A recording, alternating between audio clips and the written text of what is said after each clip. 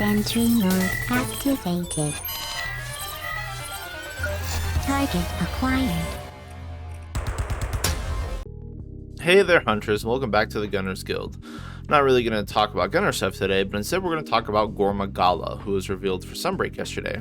I'm sure that everyone that's familiar with Gore Magala are shitting bricks right now and bouncing off walls, but for those who don't know, I want to briefly explain why everyone's so excited, and for those who do know, I want to temper your expectations by briefly covering what you should be expecting from Gore's inclusion into Sunbreak. So without further ado, let's get into this. So Gore Magala was the flagship monster of 4, but it did take a backseat to Steve and For You for some reason. I guess the story was over. The Gore Magala was obviously what the entire story of 4 was based around, and aside from World, it was pretty much the only decent story any Monster Hunter game ever had. We fought Gore I think 3 or 4 times, then he molts into Chaotic Gore as he's undergoing his transformation through the game, and then finally we end up with Gore Magala. Interestingly enough, while Gore is not considered an Elder Dragon, his molted state Gore Magala is. Since Gore Magala is relatively new, at least by today's standards, he's only missed World and Iceborne. I'm actually rather surprised to see him so quickly return here in Sunbreak. So the trio, Gore, Chaotic Gore, and Gore Magala, are all kind of going hand in hand as it's a part of their evolutionary process, so I would not be surprised to see them all return in Sunbreak as well. Either they're already in the game or for future DLC, and it would make total sense.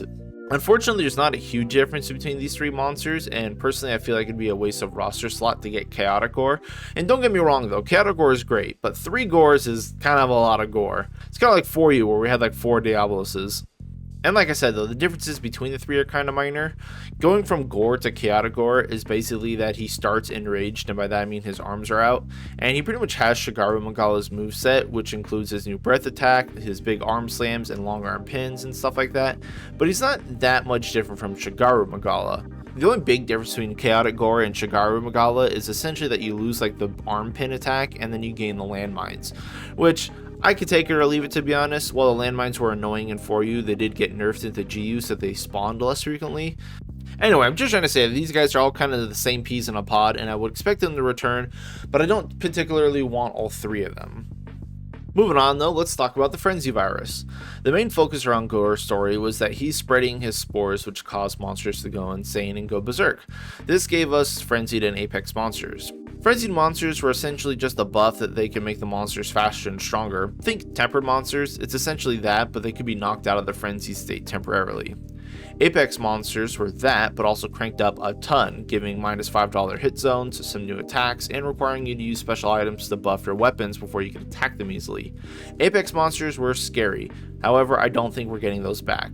And just because we're getting Gore Magala does not mean we're going to be getting frenzied monsters either.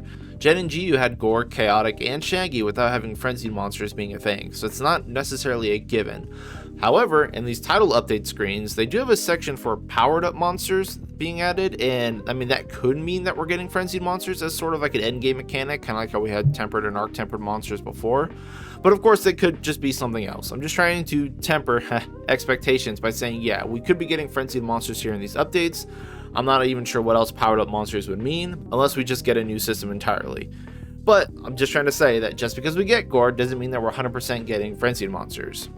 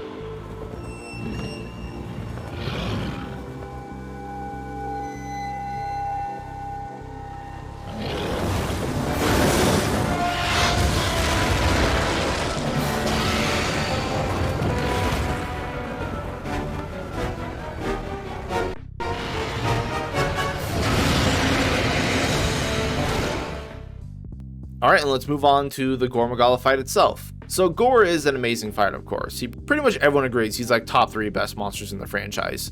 The fight pretty much had everything going for it. It had a moody atmosphere, he was dark and edgy, ill-intended dragon, he transforms, and of course he has juicy hit zones.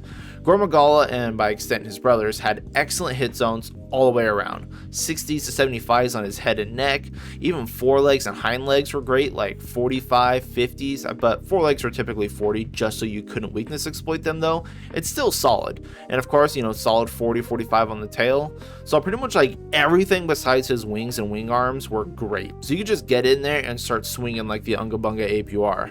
These monsters also had a famous leg trip, so most players ended up just tripping them most of the time, then going for the heads for the massive damage. Because honestly, you could just sit and hug their hind legs and stuff most of the time, and like Pierce ammo could go from head to forelegs, like it didn't matter. These guys had a lot of leg hit zones to topple, which was great because it rewarded the players for being aggressive. And also, like, Gore Magala doesn't have very much downtime with attacks. He doesn't do taunts after most of his stuff, so like he just keeps going and going and going. You really need to get those trips to get some breathing room in. However, do keep in mind 5th generation does have quite the history of changing monster hit zones and such. I would not be surprised to see all but his head hit zone removed and changing his leg topple to like a head topple to make it on par for the course for 5th gen monsters.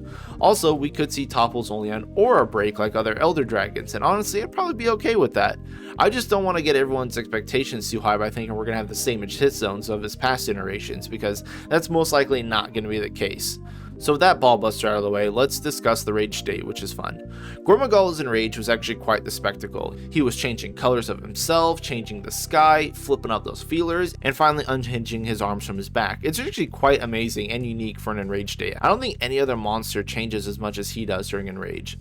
And during this enraged state, Gore Magala obviously gets way more explosive breath attacks. He starts using his powerful extra wing arms to get slams and cause tremors and slap you from very far away. And he starts charging a lot more.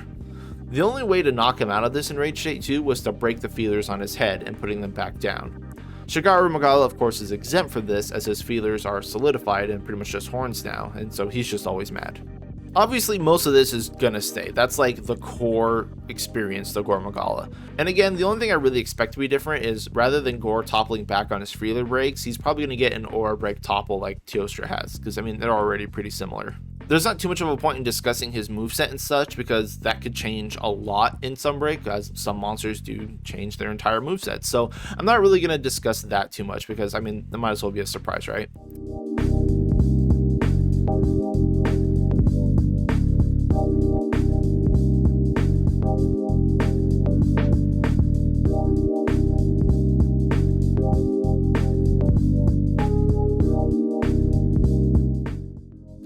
But let's go ahead and touch on his equipment and stuff, because that's also pretty cool. Gore Magala and Shigaru Magala have pretty standard dragon weapons, boasting pretty decent sharpness, affinities, and at least, historically they had pretty good dragon. But chaotic Gore weapons were very different. They would start with negative affinity and would gain positive affinity if you would recover from the frenzy virus. Like, it was a lot of affinity, like negative 30% to like 10%. Oh, how could I have not talked about frenzy virus on players? I talked about it on monsters. See, when you're hit by the Frenzy virus from a monster, typically from Magala's breath attacks, you do get inflicted with Frenzy. And once you're inflicted, you have a short amount of time to deal enough damage to clear it. Once it's cleared, you get a boost of 15% affinity, which is great. It rewards aggression. However, if you failed, instead you get a debuff that removes all of your red HP, and you take more damage, and you're never getting recoverable HP back. It kinda sucked. But anyway, back to the weapons. See, now if you had the chaotic Gore weapons and then recovered from the frenzy virus, you'd jump from like negative 30% to positive 25% for the weapon plus the virus condition. It's a huge amount of affinity. I'm not too sure we'll see chaotic Gore in Sunbreak though. I get it that he's been in all the games that Gore Magala has been in, which is like 2, but he is such like the middle child syndrome that I feel like he could be left out. But who knows? I'm not even sure if we're going to get the same frenzy virus. I mean, they changed bleed and stuff, so I mean, we could get a totally different frenzy. Anyway, regarding his armor, visually, they've always looked great. Gore Magala has got his demon-looking armor, very dark and purple, edgy armor, While Shigaru is actually quite the opposite. It's pretty much angelic armor, and the armor skills are pretty much okay across the board. Shigaru gets peak performance and big things like, handicraft or normal up for gunner and melee respectively. I mean, that's pretty solid. They usually have at least one piece with good slots. And Gore armor usually comes at frenzy resistance, which Makes me wonder if that's going to be a thing. I don't know if we're going to get that or not. But it also had stuff like Challenger, which is another good skill. So there's hope that they do retain some of these identities with these armor pieces, and that would be great because we actually don't see Challenger and Peak Performance on sets often. They kind of eat up a lot of decoration slots. That's pretty much what you could be expecting from Gore Magala and Shigaro Magala. They're pretty amazing fights, and if you've watched the videos at all, you can see here how, you know, crazy he is. Like, they get really hectic, they jump around, they do slams, they do everything. Like, they're just great fights. I just don't want to get so hung up on the moveset because that could all be different. I just wanted to go over the key features, being that, you know, how crazy he changes with his transformations, his frenzy virus, and all that stuff. So yeah, anyway, that's pretty much just what I wanted to show. Thank you guys all for watching, and good luck out there, hunters.